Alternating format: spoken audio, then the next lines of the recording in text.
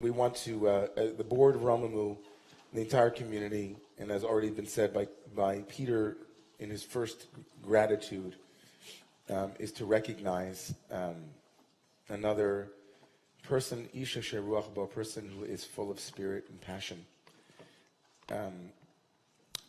We are told in the Torah that when Elijah the prophet was walking along one day with his protege, Elisha, he suddenly, a fiery chariot came out of heaven and grabbed Elijah and took him away. And that is our tradition, our myth, that Elijah never dies. And when he is being taken up to heaven in this fiery chariot, his cloak falls off of him. His cloak, his aderet, A-D-E-R-E-T, Aderet Eliyahu, the cloak of Elijah. And then the Torah very beautifully, the Bible says very beautifully at that moment, that Elisha cries out, saying, "You've forsaken, where are you going?" Basically. We were just walking along, and now you're leaving the scene. And at that moment, he sees the cloak of Elijah the prophet that has fallen off his teacher's shoulders. And then the Bible says, he lifted it up. Asher nafal me'alav, that had fallen off his teacher. And so, transitions and transmissions are intense. One administration to another, and from one leadership structure to another. And we are so blessed, Scott, that you are stepping up and stepping in, because for years now you have just been showing up to Shabbat morning and Friday night, showing up to give advice, showing up to help with branding, showing up to help with a million things. And now we are blessed that you have once again said, I want to show up in an even deeper way and take on the mantle, to raise up the aderet, to raise up the cloak of leadership. And so I'd like to invite you to come forward.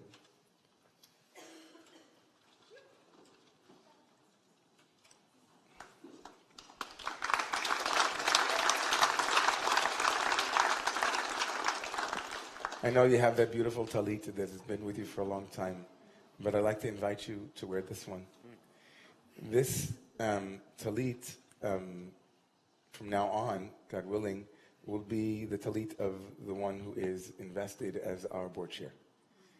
And we look forward to seeing you with it. I know it puts you in a bit of a position to maybe you could wear both of them, you could have two talits. But this aderet, this cloak, I think is a powerful expression of our trust in you, our trust in your vision, our trust in your integrity, our trust in your sense of purpose and mission on behalf of this community, on behalf of Jewish life, expressed through this community. And with that cloak, I'd like to give you a second gift. The Torah tells us in the book of Deuteronomy that when there is a minui hamelech, when a king is elected by the people to become the king, and it is good to be the king, but the Torah tells us that the king must have a Sefer Torah munach, that he has to read from. That king or that queen, the royalty must read from the Torah on a regular basis, so that that leader is recognizing that the leader is one of the people. The leader came from the people. Me'achecha is one of us, and that there are principles that are even greater than any other power structure that are rooted in goodness and morality and ethics. And for that reason, I bought you the Living Torah, notwithstanding that it is translated by someone who is vastly more traditional in practice than me and some of the parts of this community. But the name itself, Living Torah, speaks volumes to me about your vision for elevating Romemu and elevating Jewish life. And so on behalf of the clergy team, myself, Rabbi Jessica, Chazan Basia, Rabbi Josh, on behalf of the staff, on behalf of the board that trusts you and entrusts you, and on behalf of this community who's watching you step in right now to take up the cloak of Eliyahu and to live with this Torah. we invest you, and we elevate you.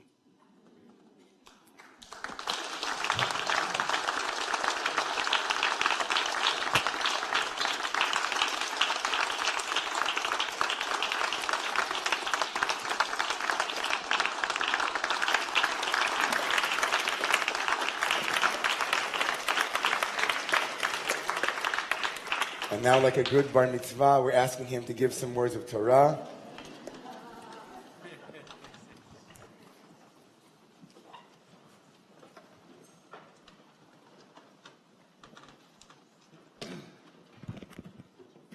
Wow, it's amazing. I feel like I know almost every one of you. If you remember one thing from my remarks tonight, please remember this. Now is the time to awaken responsibility and become a more active member in the Romemu community.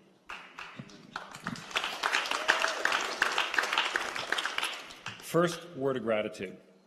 Thanks to all of our outstanding staff who I've worked with and gotten to know so closely, including Diane and Miriam, Danny, Lizzie, Candace, Shoshana, and Nancy, who commit themselves to excellent work and support our community so well.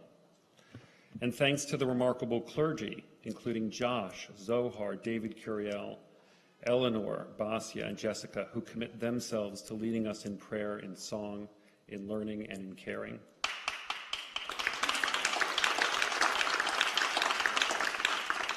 And of course, thanks to Rabbi David and Elise, who commit themselves to leading us with their brilliant vision, their tireless effort, and their unwavering belief in us.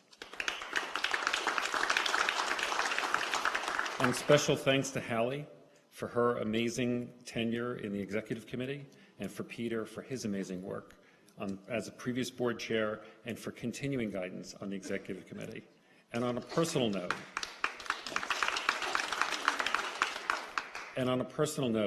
thanks to Ari and Sharon, who introduced me to Romemu 4.5 years ago.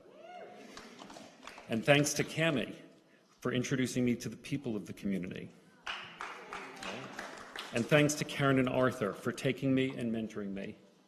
And thanks to each one of you for making Romemu the magnificent community it is and is becoming. Remember, this is the year to awaken responsibility and become a more active member of the Romemu community. Together, we will enhance our spiritual home by becoming an even more actively engaged community of individuals who see each other and see the world through eyes of loving kindness. Romemu is the community whose members come on a regular basis to find a joyous spiritual connection. It is a place where we do the deep work of regular practice that builds the muscles of joy, of love, and of yearning. Romemu is radically welcoming. We lead by example and include all people and all faiths who want to join our community. Romemu is the community that brings spirituality to life in a modern context, that invites people to be their whole self and their best self. I discovered Shabbat at Romemu. I found out about the power of stopping, of listening to my breath, of considering the world beyond my world, a world described by the Torah, made relevant every week. I learned about cycles and rhythms. There's a 7-day cycle of Shabbat. There's also the 7-week journey from Pesach to Shavuot, during which we are reminded to reenact the journey of freedom from want, oppression, and slavery, toward the journey of freedom to make choices, to challenge ourselves, to build, to grow, and to decide. I learned about the brilliance of the 7-year cycle of Shemitah. We are in year 2 of the 7-year cycle. So I didn't begin this cycle, and I won't finish this cycle. Like all of us, I will be making my contribution to it with full effort and recognition of the challenges and the opportunities. As I begin the 3-year journey as board chair, I already know many of you, I think almost all of you, and hope to get to know each and every one of you. Those who know me know that I believe that we get the most when we give the most, and that our community is a place of active engagement. I know that everyone here is a seeker, because that's what brings us and what binds us. But to really thicken our community, for each one of you has the richest experience possible, everyone needs to continue to deepen their practice of serving our community. During this first year, I would like us to focus on 3 things. First, continuously improve our communal prayer experience through focused practice and constructive feedback. We are a place of love, joy, dedication, and yearning for the divine. We need to keep up our practice in all areas. This is where we excel, and the better we get, the stronger we are. Second, create better communications and outreach. We have made impressive improvements in the past year, and we can do even better as we build on those efforts. We will create the materials that describe our offerings so more people can find us and participate with us. And this year, we will begin a digital membership and support the development of our virtual community. Third, we'll strengthen and thicken our involvement and continue to model and inspire Judaism for the self, the community, the Jewish world, and the world. You've heard about a new membership brief from Miriam and the new committee structure from Karen, Shelley, and Diane. It's up to us as a community to fill out these structures and create amazing new growth and opportunities. We have an inspired staff who provide the framework for the work we need to do. They need our help to bring it to life. And we are blessed with an abundance of talented clergy who need our support in showing up to pray, to study, to support each other, to dream, and to deliver.